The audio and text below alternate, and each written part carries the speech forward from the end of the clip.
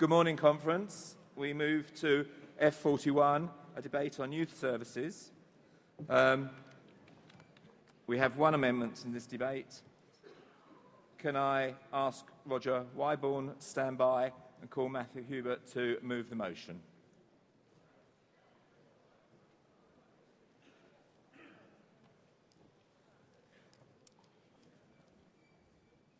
Thank you, Chair, and thank you, Conference.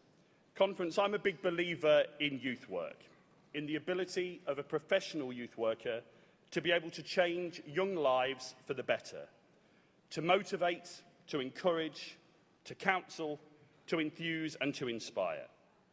Youth workers at their best have the ability, the ingenuity and the know-how to reach young people who formal education and even on occasion their own parents, can fail to reach and to positively influence in the same kind of way.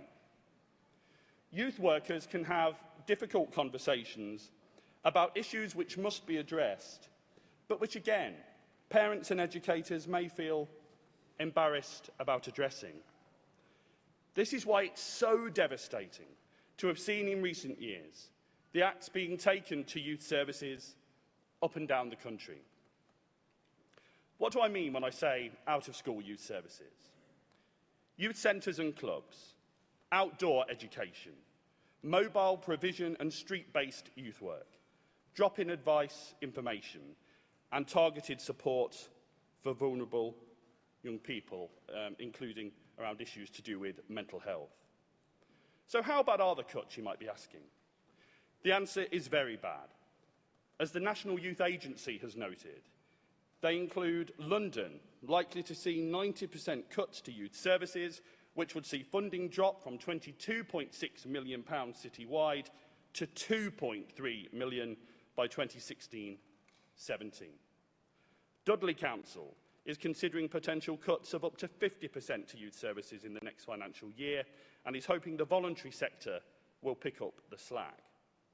Brighton and Hove Council has planned 100% cuts to the funding of voluntary and community sector organisations, which will eliminate totally youth services in the area. There's other reductions taking place in Cardiff, Warwickshire, North Yorkshire and Northamptonshire, to name but a few. And in Leicestershire, where I'm from, the Tory-run county councils announced a further £800,000 worth of cuts to children, young people and family services. That's why we need the funding of youth services to be placed on a statutory footing, so I support the amendment, whilst ensuring we allow youth workers the space to be innovative, to be able to react to the situation on the ground where they are, and to reach out to those others find it hard to reach. As well, of course, as providing those fun and exciting universal youth services which are so important. We Liberal Democrats at all levels need to champion these youth services. Parliamentarians, councillors, activists, members. Because, Conference, if we don't, no other party will. Labour abandoned its commitment to statutory youth services before the last election. And as for the Tories, they punish young people for being young people at every given opportunity. Conference, we certainly can't rely on David Cameron to bring home the bacon for youth services. Conference, on Friday, I was at my alma mater, Nottingham Trent University, for the launch of a campaign for youth work, a new national effort led up by my friend Jason Pangia-Wood. It was attended by youth work professionals, councillors and other interested parties from across the UK, including the increasingly prominent membership organisation, the Institute for Youth Work. Those in attendance were pleased to hear about this motion and our commitment to youth services. One lady there, upon hearing that I was a Lib Dem, told me that she'd previously been a youth worker in Cumbria and how supportive Tim always was of the local youth services in Westmoreland and Lonsdale.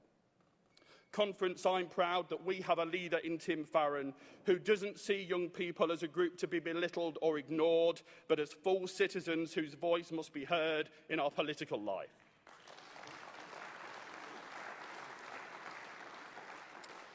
As our motion calls for, we need an immediate review of youth services to see where there are gaps in provision, taking full account of equality issues in access to youth provision, whether it be LGBT+, BAME, gender issues or socio-economic divides.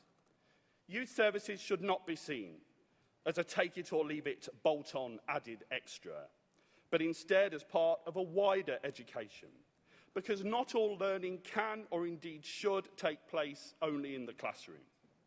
There are life lessons which are best taught out of a formal setting and outside of formal educational structures. Professional youth workers are perfectly placed, if given the right support, infrastructure and funding, to provide that. We need investment in the training and development of youth workers to ensure the highest standards and to ensure that youth services are part of the inspection regime, whether that's by Ofsted or another body. On Sunday, at the Youthstone Fringe meeting here at Conference, I chatted to young people representing the non-partisan British Youth Council. One of them was a guy called Jack Welsh, and he said that this motion was the right thing to be proposing, that there's currently a consultation on the future of youth services where he lives, in Dorset, and that he's encouraging young people to take part in that consultation, and I echo his sentiments. The BYC, in its Our Parliament, Our Vision 2015-2020 manifesto, has Save Our Youth Services as one of its top 5 priorities. They say Parliament must take the lead in restoring levels of funding for youth services that have been cut in recent years.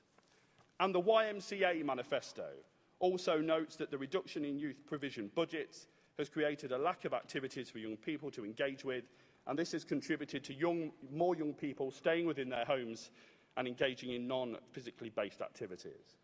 So young people and their representative organisations support what we're trying to do with this motion. Let's show that we are a party which has young people as a top priority. Conference, I implore you, please support the motion and the amendment to the benefit of millions of our young people. Thank you, Conference. Thank you very much, Matthew. Can I ask Elizabeth Adams to stand by, and I call Councillor Roger Wyburn from Cheltenham to move the amendment.